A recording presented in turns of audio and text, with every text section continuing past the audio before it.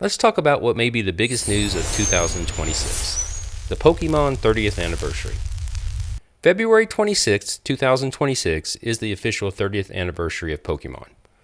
Did you know the world's biggest franchise started with a kid nicknamed Dr. Bug? Satoshi Tajiri didn't set out to build a billion-dollar empire.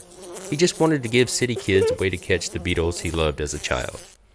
As a kid in Japan, Satoshi was obsessed with collecting insects, and the other kids literally nicknamed him Dr. Bug. As Japan became more urbanized, the ponds and forests where he caught bugs were paved over into apartment buildings and parking lots. And Pokémon was his way of regaining the world he lost and giving city kids a way to catch creatures virtually. And with that, he turned his love of nature into a world of Pokémon. You see, it was his love for bugs and video games that ultimately led to the creation of Pokémon.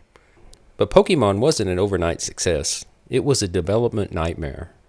Tajiri's company, Game Freak, pitched the idea to Nintendo as Capsule Monsters, Capumon.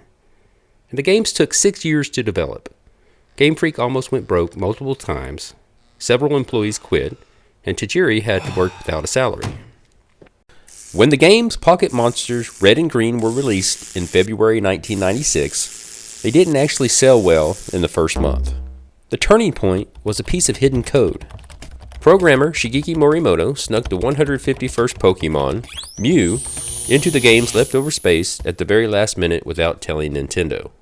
When players discovered Mew through glitches, it created the world's first gaming urban legend, and everyone wanted to see if the Phantom Pokémon was real. Pokémon wasn't just a game, it was an ecosystem designed to hit kids from every angle.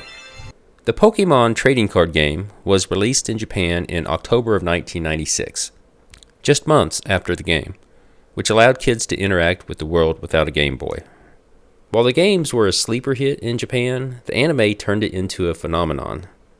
It gave the silent sprites personalities and created an emotional hook that made the brand uncancelable.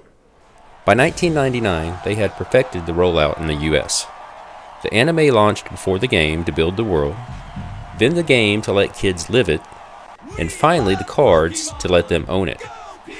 As the iconic slogan says, "Gotta catch 'em all."